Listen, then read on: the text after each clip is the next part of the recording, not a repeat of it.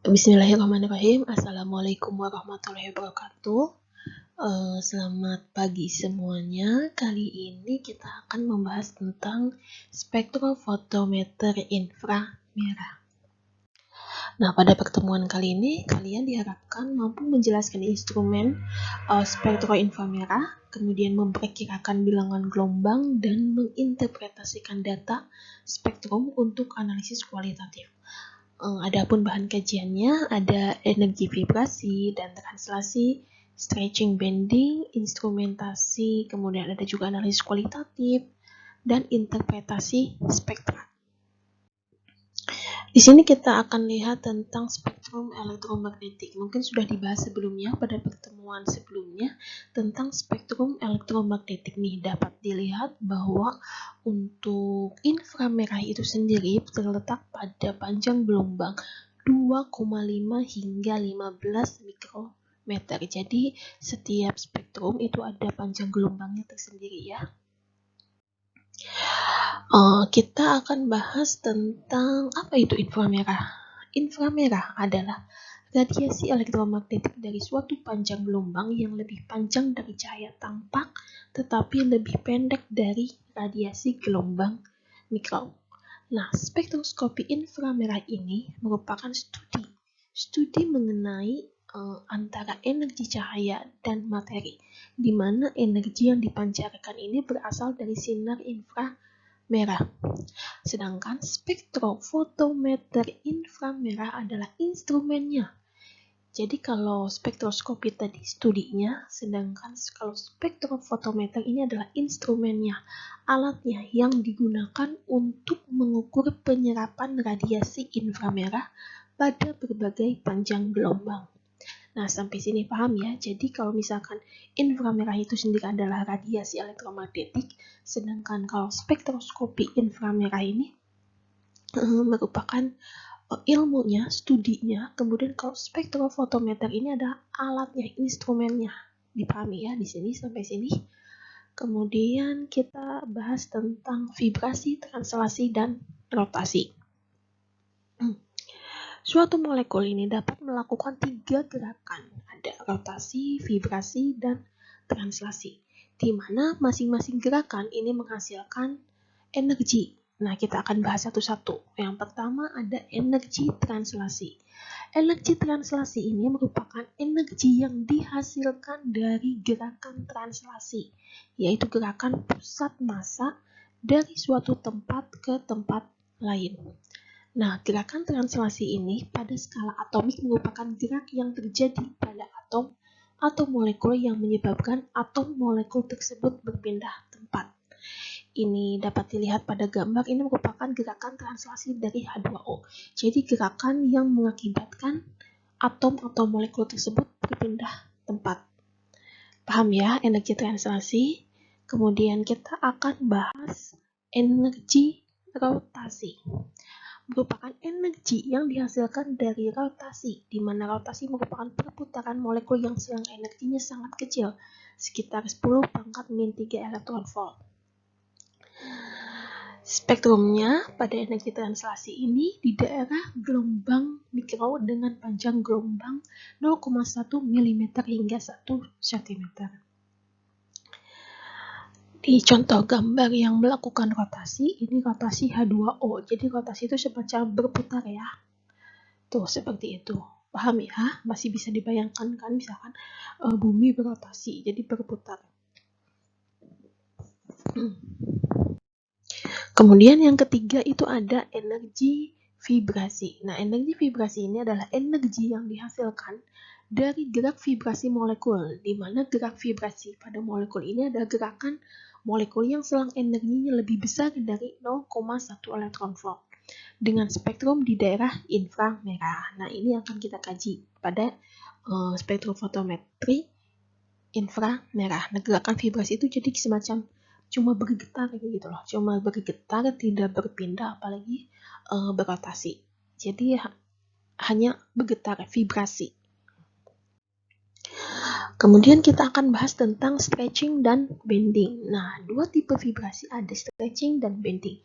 Stretching, regangan atau uluran, di mana stretching merupakan vibrasi sepanjang ikatan sehingga terjadi perpanjangan atau pemendekan ikatan. Sedangkan bending, lenturan atau tekukan adalah vibrasi yang disebabkan oleh sudut ikatan sehingga terjadi pembesaran atau pengecilan sudut ikatan. Sampai sini paham ya stretching? Jadi semacam ditarik atau diulur sehingga terjadi perpanjangan pemendekan ikatan, sedangkan bending vibrasi yang disebabkan oleh sudut ikatan sehingga terjadi pembesaran atau pengecilan sudut ikatan. Sampai sini paham ya? Bisa dilihat untuk gambarnya supaya lebih terbayang bagaimana itu stretching dan bagaimana itu bending. Kemudian ada dua jenis vibrasi tegangan. Ada dua jenis stretching. Yang pertama ada symmetry stretching dan yang kedua ada asymmetry stretching. Nah, untuk symmetry stretching ini jadi unit strukturnya itu bergerak bersamaan dan searah dalam suatu bidang datar sehingga simetris. Sedangkan kalau asymmetry stretching ini unit strukturnya itu bergerak bersamaan dan tidak searah tetapi masih dalam satu bidang datar. Untuk lebih jelasnya dilihat di gambar yang di bawah. Jadi ada simetris dan ada asimetris. Oke, kemudian ada 4 jenis vibrasi bending. Yang pertama ada rocking atau goyangan. Jadi atom-atomnya itu bergerak bolak-balik dalam suatu bidang seperti di gambar samping. Kemudian ada juga scissoring atau guntingan, yaitu atom-atom yang terikat pada atom pusat ini bergerak saling mendekat dan menjauh satu sama lain sehingga sudutnya berubah-ubah jadi seperti gunting. Kemudian ada juga twisting, yaitu atom-atom yang terikat pada molekul yang diam berotasi di sekitar ikatannya. Jadi seperti searah seperti itu ya. Kemudian ada juga wagging. Wagging di sini adalah atom-atomnya bergerak bolak-balik keluar bidang molekul. Nah, untuk lebih supaya dapat membayangkan, kita bisa dilihat pada gambar yang di sampingnya arahnya seperti itu ya. Sampai sini mudah-mudahan bisa diikuti dengan baik. Nah, di sini kita masuk ke prinsip kerja spektrofotometri IR. Di sini ada bagannya, di mana ada sumber cahaya, kemudian ada sampel, kemudian nanti dideteksi oleh detektor sehingga menghasilkan suatu data yang dapat dibaca oleh recorder sehingga nanti menghasilkan spektrum yang dapat diinterpretasikan. Nah, jika suatu frekuensi tertentu dari radiasi inframerah ini dilewatkan pada sampel suatu senyawa organik, maka akan terjadi penyerapan frekuensi oleh senyawa tersebut. Nah, detektor yang ditempatkan pada sisi lain dari senyawa akan mendeteksi frekuensi yang dilewatkan pada sampel yang tidak diserap oleh senyawa. Nah, banyaknya frekuensi yang melewati senyawa ini akan diukur sebagai persen transmitan. Nah, persen transmitan 100 ini berarti tidak ada frekuensi inframerah yang diserap oleh senyawa. Nah, tapi pada kenyataannya hal ini tidak pernah terjadi. Selalu ada sedikit dari frekuensi yang diserap dan memberikan suatu transmitan sebanyak 95%. Nah, transmitan 5% ini berarti bahwa hampir seluruh frekuensi yang dilewatkan ini diserap oleh senyawa. Serapan yang sangat tinggi ini akan memberikan informasi penting tentang ikatan dalam senyawa ini. Ini merupakan gambaran dari penjelasan gambar di tadi sebelumnya ya. Semoga dapat dipahami. Kemudian di sini ada pertanyaan, apa sih yang menyebabkan beberapa frekuensi itu terserap? Nah, setiap frekuensi sinar termasuk inframerah ini mempunyai panjang gelombang tertentu yang apabila frekuensi tertentu diserap ketika melewati sebuah sampel senyawa organik, maka pasti akan ditransfer ke senyawa tersebut yang sebanding dengan frekuensi yang timbul pada getaran ikatan kovalen antar atom dalam molekul senyawa tersebut. Jadi setiap sampel itu mempunyai bilangan gelombang dan juga panjang gelombang tertentu sehingga bisa terserap. Kemudian pergerakan ikatan. pada ikatan kovalen, atom-atom ini tidak disatukan oleh ikatan yang kaku. Nah, kedua atom ini berikatan karena kedua inti atom tersebut terikat pada pasangan elektron yang sama. Kedua inti atom tersebut dapat bergetar maju, mundur, dan depan belakang, atau menjauh masing-masing dalam posisi yang memungkinkan. Kemudian, ikatan-ikatan akan selalu bergetar setiap saat, dan jika ikatan itu disinari dengan jumlah yang tepat, maka akan menyebabkan terjadinya getaran itu ke tingkat yang lebih tinggi. Nah, karena yang terlibat pada pembelokan ini juga berbeda-beda pada setiap jenis ikatan, maka setiap jenis ikatan ini akan menyerap sinar inframerah dengan frekuensi yang berbeda-beda pula untuk membuatnya meloncat ke tingkat yang lebih tinggi. Di sini ada contohnya adalah spektrum inframerah sebuah N berupa 0. Dapat dilihat bahwa pada panjang gelombang kurang dari 3000 ada ikatan OH, kemudian ada ikatan CH, kemudian ada ikatan CH. Kemudian energi infrared tidak mampu mentransisikan elektron, melainkan hanya menyebabkan molekul bervibrasi pada tingkat vibrasi tertentu. Nah, kemudian mendeteksi gugus fungsional, mendeteksi senyawa, dan menganalisis campuran, sehingga nantinya inframerah ini dikhususkan pada tujuan tersebut, yaitu untuk analisis kualitatif, mendeteksi gugus fungsional, mengidentifikasi senyawa, dan menganalisis campurannya, sehingga bisa digambarkan strukturnya itu seperti apa. Ini skema dari instrumennya itu sendiri, dapat dilihat ya, ada sumber cahaya, referensi, monokromator, detektor, tempat sampel. Ini alatnya yang sederhana. Kemudian instrumen spektro ini ada 3 bagian utama. Ada sumber radiasi, kemudian ada juga daerah cuplikan fotometer kisi, kemudian ada juga detektor. Ini umumnya ya. Jadi umumnya itu ada 3, sumber radiasi, monokromator, dan detektor.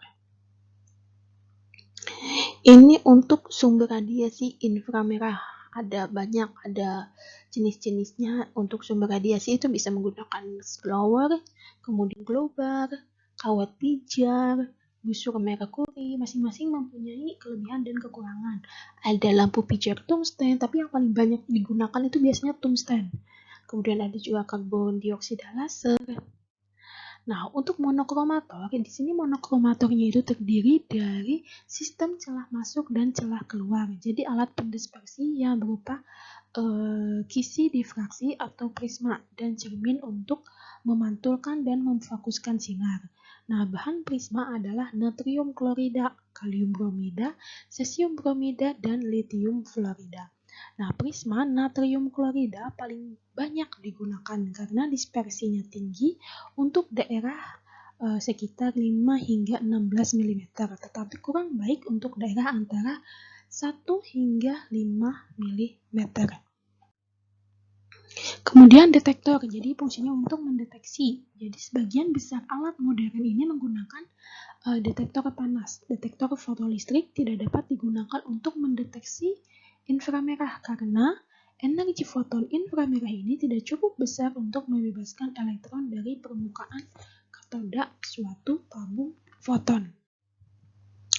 Ini untuk detektornya ada banyak jenisnya, ada detektor piroelektrik, detektor Golay pneumatik, detektor fotokonduktif, ini bisa dibaca ya, ini hanya untuk tahu jenis-jenisnya saja. Kemudian ada juga detektor thermal. Ini untuk pengolahan sampel. Sampelnya bisa berupa padat, cair, ataupun gas. Ini untuk padatan. Untuk cara pengolahan sampel biasanya dibuat mul, pasta, atau lapisan tipis. Untuk larutan biasanya juga dilarutkan menggunakan pelarut seperti CH4, CH2, CH3, dan lainnya. Nah, untuk analisis kualitatif spektrofotometer IR ini pada umumnya digunakan untuk analisis kualitatif, yaitu yang pertama menentukan gugus fungsi dan mengetahui informasi struktur suatu senyawa organik. Jadi sangat umumnya sangat banyak digunakan yaitu untuk analisis kualitatif. Ini untuk beberapa daerah terpenting dalam spektrum inframerah. Di sini ada daerah spektrum seperti bilangan gelombang. Untuk bilangan gelombangnya sekian, ini ikatan yang menyebabkan absorpsinya itu ada sekian. Misalkan ada 3750 sampai 3000 itu untuk regangan OH. Seperti itu ya. Ini wajib sebagai acuan, wajib ditahu sebagai acuan. Nih, di juga ada untuk alkohol biasanya pada frekuensi sekian. Ini bisa dibaca. Jadi yang tadi tabelnya itu harap tahu ya, itu sebagai acuan supaya untuk interpretasi data. Ini contohnya di sini area spektrum inframerah. Di sini daerah gugus fungsi utama yaitu 4000 hingga 1500 per cm. Kemudian daerah sidik jarinya itu biasanya pada frekuensi 1000 hingga 1500. Ini yang gambar pertama itu spektrum IR untuk propanol, kemudian yang kedua itu spektrum IR untuk propan 2-ol. Nah, kali ini kita mencoba memahami spektrum inframerah asam etanoat. Nah, asam etanoat ini mempunyai struktur sebagai berikut yang dilihat pada gambar ya. Kemudian dari struktur di atas dapat diketahui bahwa senyawa tersebut ini terdiri dari ikatan sebagai berikut. Ada ikatan CO rangkap 2, kemudian ada ikatan CO, ada ikatan OH, ada ikatan CH, dan ada ikatan CC. Kemudian kalau spektrumnya menjadi seperti ini. Ikatan OH ini berupa OH dari asam karboksilat. Jadi ada regangan yang cukup besar, yaitu pada frekuensi 3000. Kemudian CO itu pada frekuensi kurang lebih 2100 tajam.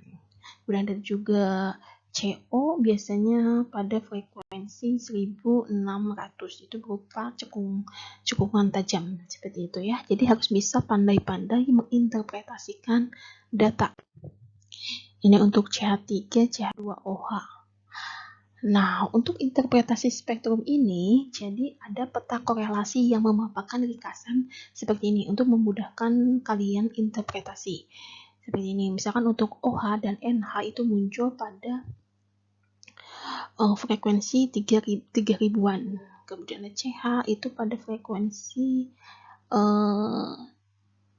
3000, kemudian CN dan seterusnya itu pada frekuensi 2500-an. Ini jadi sebagai acuan. Jadi sebagai acuan untuk interpretasi data, tadi ada yang tabel, semua bentuk tabel dari frekuensi bilangan gelombang itu wajib ditahu. Kemudian ini ya, misalkan ada daerah antara 1400 sampai 4000 itu bagian kiri spektrum itu merupakan daerah khusus yang berguna untuk identifikasi gugus fungsi atau daerah gugus fungsi. Kemudian untuk persyaratan spektrum interpretasi, yang pertama itu spektrumnya itu harus terpisah dan mempunyai intensitas yang memadai. Kemudian spektrumnya itu dibuat dari senyawa murni. Kemudian spektrumnya harus dikalibrasi sehingga pita yang diamati ini pada frekuensi dan panjang gelombang yang sesuai. Kemudian keempat, metode penanganan sampelnya itu harus ditentukan. Nih, ini ada lagi di sini. Di sini dapat dilihat jelas bahwa ini A itu merupakan OH bebas. Kemudian pada titik B pada bilangan gelombang 3460 itu intermolekulari dan weakly bond OH. Jadi OH yang lemah. Kemudian ada juga CH. CH muncul pada frekuensi 2960. Kemudian keton muncul pada frekuensi atau bilangan gelombang 1710. kosong. Kemudian CO stretching muncul pada bilangan gelombang 1035 cm. Jadi pandai-pandai kita menginterpretasikannya. Nah, ini untuk spektrum inframerah dari I1. Kemudian di sini ada tafsirannya. Nanti kalian untuk tafsirannya itu dibuat seperti tabel seperti ini ya. Jadi nomor, kemudian bilangan gelombang sekian, kemudian ada intensitasnya sedang, kuat. Kalau sedang itu jadi kayak lemah sedikit, kalau kuat itu jadi semakin terlihat si bentuk cekukannya, kemudian pitanya apakah lebar atau tajam. Nah, dugaannya itu apa? Misalkan ada OH, CH, CO ataupun CC seperti itu. Nanti dibuat seperti tabel. Nah, seperti ini. Ini juga bilangan gelombangnya untuk pertemuan kali ini. Cukup sekian, mudah-mudahan dipahami. Jangan lupa tugas dan kuisnya dikerjakan. Selamat belajar, jaga kesehatan. Assalamualaikum warahmatullahi wabarakatuh.